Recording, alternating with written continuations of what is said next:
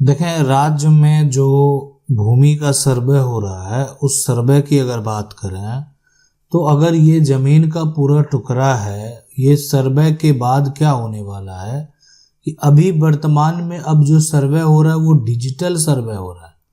अब digital survey में क्या होगा कि आपका जो जमीन है, आपका जो हक है, आप जिस साइड में हैं, ये सारा डिटेल आपको डिजिटल सर्वे में दिखेगा।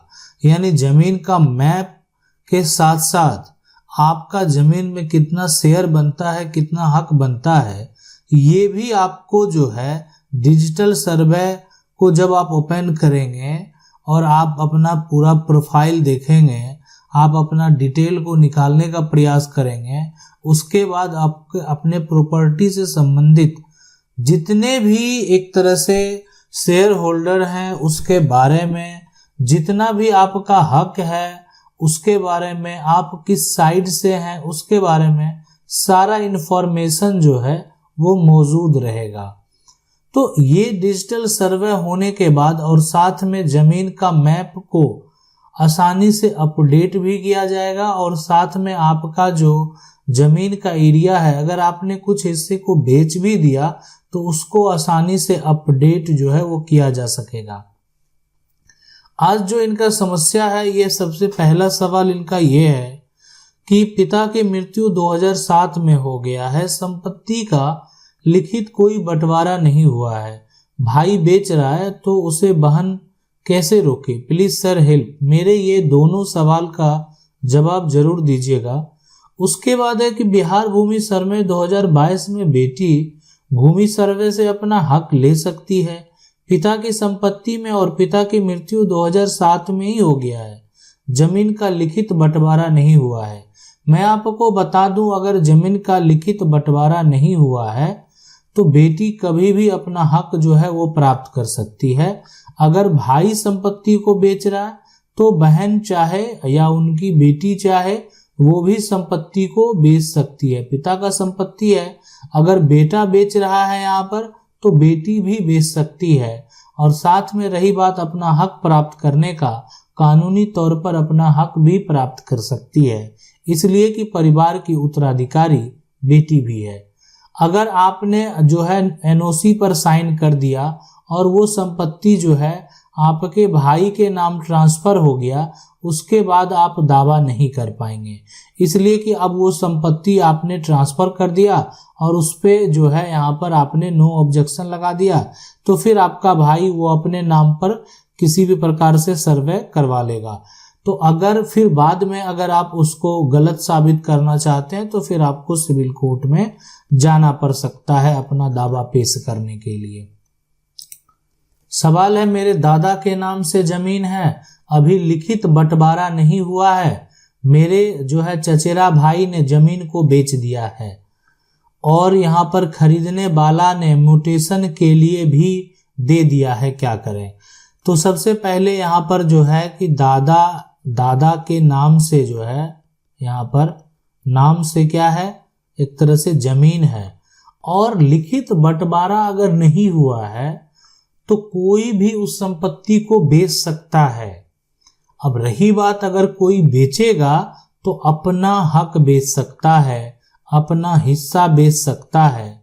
अगर आपका भी हिस्सा बेच दिया तो आप उस संपत्ति पर टाइटल का दावा करके, है ना, स्पेसिफिक रिलीफ एक्ट के तहत ऐसा प्रावधान है कि बिना बंटवारा का अगर आप पूर्वज की संपत्ति को बेचते हैं और हिस्सेदार अगर दावा करेगा तो कानूनी तौर पर उस संपत्ति को आप प्राप्त भी कर सकते हैं, यानी संपत्ति आपको वापस जरूर प्राप्त हो जाएगा।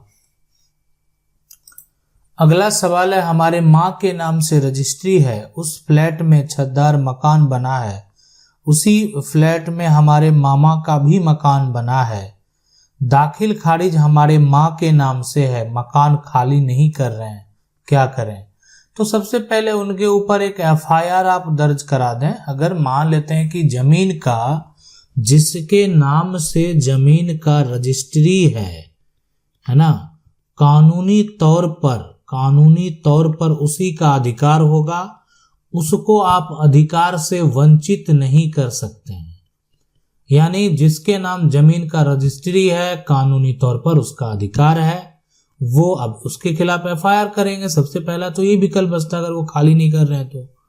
अगर आप चाहते हैं कि वो खाली कर लें तो उसके खिलाफ एफआईआर दर्ज करा दें कि हमारे मकान में वो रह रहे हैं और मकान से नहीं जा रहे हैं। तो उसके बाद का तो बहुत सारा विकल्प है, लेकिन पहले आपको यही करना चाहिए कि पुलिस प्रशासन से प्रयास करना चाहिए। अगर मान लेते हैं एफआईआर के बाद भी जो थाना अध्यक्ष है वो एक्शन नहीं लेते हैं, तो आप डीएसपी एसपी को भी आवेदन दें, ताकि पहले तो आप एक दबाव बनाकर उनको घर से आप निकलवा लें। इसके लिए या तो कोई दावेदारी करने की जरूरत नहीं है, इसलिए कि संपत्ति पे साफ साफ दिख रहा है कि आपके माँ के नाम से रजिस्ट्री है। तो माँ के नाम से अगर संपत्ति, पूरी संपत्ति का रजिस्ट्री है, माँ के नाम से अगर पूरी संपत्ति का दाखिल खारिज है, तो उसमें किसी को फिर रहने का अधिकार नहीं है। तो वो तो उनका भाई है, आपकी माँ के भाई हैं, आपके मामा हैं। अगर खुद आपको अगर माँ चाहे एक बेटा को घर से निकालना, वो भी वो निकाल सकते हैं। अगला सवाल है सर, मेरा परिवार में खानदानी जमीन के एक तरह से मौखिक बंटवारा के आधार पर लोग रह रहे हैं, लेकिन अगर उसमें से बड़े दादा के नाम जमाबंदी चालू कर सभी जमीन अपने नाम करवा लिया है, सभी जो है यहाँ पर खाता जो है वो पता होने से जमीन का खतियान नहीं निकल पा रहा। नया सर्वे बिहार में जो है यहाँ पर पटना जिला में होने वाला जमीन का जो है यहाँ पर तो, और यहाँ पर रैयती है जिसमें तीनों पार्टी को बराबर दोनों। तो देखें, इसमें जिसके नाम से जमाबंदी है वह गुजर गए हैं, तो उनके बेटे बंटवारा पे साइन नहीं कर रहे। सबसे पहली बात की रही बात की जो खतियानी जमीन है, तो उस खतियान के अनुसार और साथ में जो आपका वंशावली है ना, वंशावली इख्तियार कर लें कि कितने कौन उत्तराधिकारी हैं, कितने हकदार हैं, और उसके बाद से आप एडीएम कोर्ट में केस फाइल करके यानी उस जमाबंदी को रद्द करा दें, जो कि गलत तरीके से एक व्यक्ति के नाम चला गया। वंशावली के अनुसार जितने भी उत्तराधिकारी होंगे, जितने भी वंशज होंगे, उन सभी वंशज के नाम होना चाहिए, जो कि नहीं हुआ। तो म्यूटेशन में अपील में आप जाकर उसको रद्द करवा सकते हैं और कानूनी तौर पर अपना हक जो है वो प्राप्त कर सकते हैं। अगला सवाल है सर, मेरे दादा ने जमीन लिया और जिस जमींदार से लिया गया था वो जमींदार जमीन के पेपर हम लोग अभी तक नहीं सौंपा है, जबकि हम लोग 100 साल से खेती करते हैं। अब जमींदार का बेटा इस जमीन दूसरे के पास बेचने का दावा कर रहा है, वो भी बिना हम लोग से अधिकार लिए। इसमें हमें क्या करना चाहिए, जबकि हम लोग बहुत गरीब घर से आते हैं, और इसमें हम लोग क्या कदम उठा सकते हैं? तो वो जो जमीन के पेपर जो हैं, जो सबसे पहले आपने मान लेते हैं 100 साल पहले जमीन लिया, तो क्या जमीन का रजिस्ट्री हुआ था? उस समय भी जमीन की खरीद बिक्री होती थी।